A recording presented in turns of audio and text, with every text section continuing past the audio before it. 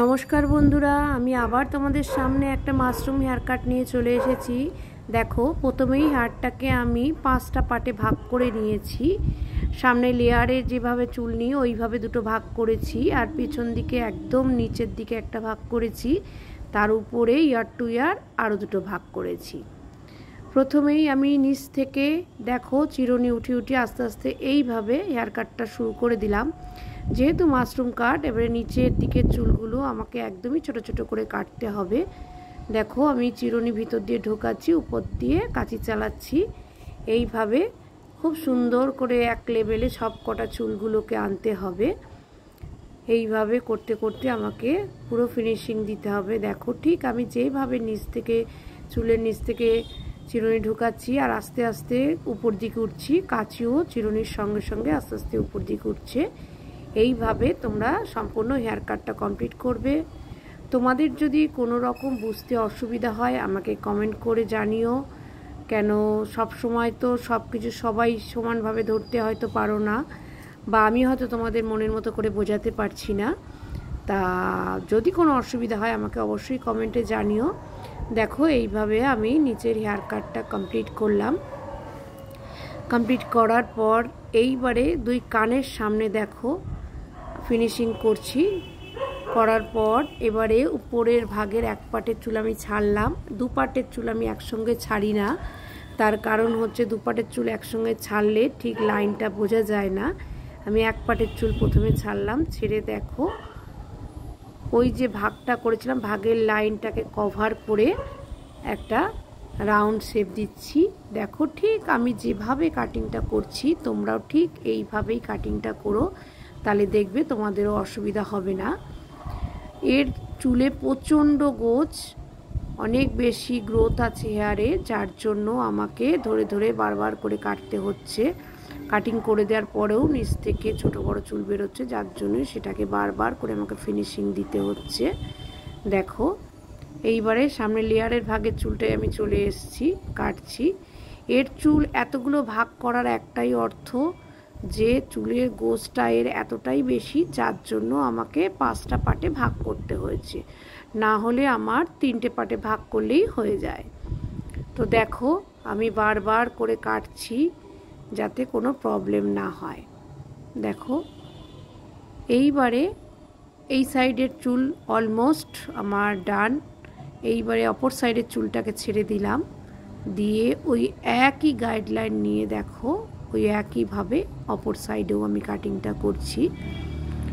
তাতে কি হয়, এইভাবে করলে তাহলে গাইডলাইনটা প্রপার বোঝা যায়। দেখো, এইভাবে আস্তে আস্তে আস্তে, আমি আগেই বলেছি ওর চুলে এতটাই গোছ যে আমাকে অল্প অল্প চুল নিয়ে বারবার বারবার করে কাটিংটা করতে হচ্ছে। দেখো, এইভাবে আমি আস্তে আস্তে কানের সামনে আসছি। লেয়ারের ভাগের চুলটা এখনও আমি ক্লিপ থেকে ছেড়ে দিইনি, ক্লিপের মধ্যেই আছে। এইবারে দেখো, এত দূর কাটিং করার পরেও তোমরা দেখেছো কত গোছ। এইবারে দেখো, লেয়ার ভাগের চুলটা আমার ছেড়ে দেওয়া হয়েছে, দিয়ে সামনে চলে এসেছি।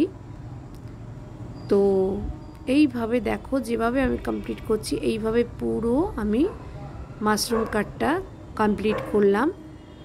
মাশরুম কাটটা কমপ্লিট করার এই রকম পদ্ধতি তোমাদেরকে অনেকবারই আমি দেখিয়েছি। এইবারে মাশরুম কাটটা করার পরে কি হয়, চোখের সামনে যে চুলটা ঝোলে সেটাই আমি যে কাস্টমার চুল কাটিং করছে তার মাকে জিজ্ঞাসা করলাম যে ওর তো চুলে প্রচণ্ড গোছ এবং অনেক বেশি হেয়ার গ্রোথ আছে, যার জন্য সামনেটা কি এরকমই ছেড়ে দেবো নাকি না অন্য কোনো শেপ দেব। তখন আমার কাস্টমাররা বেশিরভাগই আমাকে প্রচণ্ড পরিমাণে ভরসা করে। তাকে আমি প্রথমেই মাশরুম কাট যেরকম হয় ঠিক সেই রকমভাবে করে দেখালাম। দেখানোর পরে বললাম যে দেখো, এর সামনে অন্য কোনো শেপ দেবো না, এরকমই রাখবো। তখন সে আমার উপর সম্পূর্ণটাই ছেড়ে দিল, বলল আন্টি তুমি যেরকম ভালো বোঝো তুমি সেরকম করে দাও, ওর চোখের সামনে চুল আসলে সত্যিই খুব অসুবিধা হয়। তখন আমি তাকে একটা দেখো সামনে নতুন লুক দেওয়ার চেষ্টা করছি। এইভাবে যে সাইডে কাস্টমার শীতে করে সেই সাইডে সিতেটা করে নিয়ে ওই চুলগুলোকে ক্লিপে আটকে এই পাশের চুলগুলোকে দেখো আমি এইভাবে একটা শেপ দিলাম।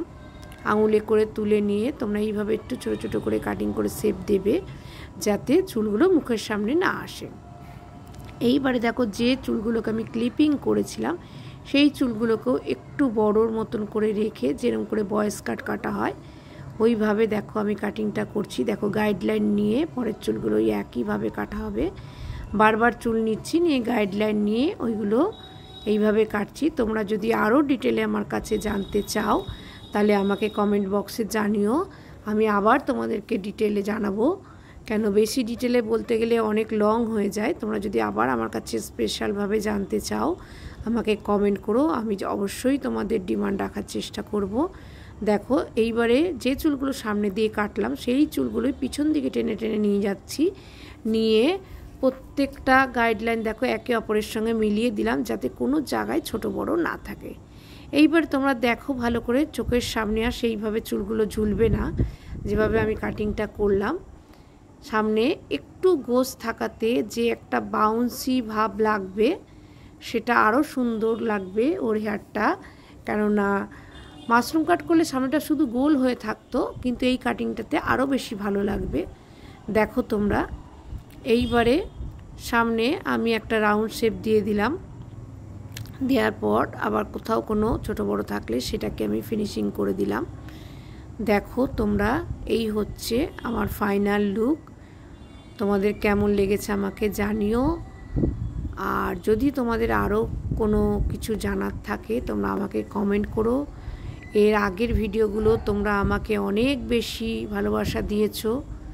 দেখো সব শেষে এবারে ঘাড়ের চুলগুলোকে একটা শেপ দিয়ে দিতে হবে, কানের দুপাশটাকে রাউন্ড করে কেটে দিতে হবে এবং ঘাড়ের চুলটাকে একটা সোজা করে কেটে দিতে হবে।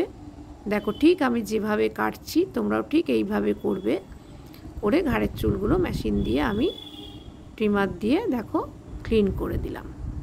দেখো এই আমার ফাইনাল লুক, দেখেছো কত সুন্দর লাগছে বাচ্চাটাকে। তোমাদেরও যদি এরকম হেয়ার কাট করার ইচ্ছা হয় তোমরা আমার সঙ্গে যোগাযোগ করতে পারো।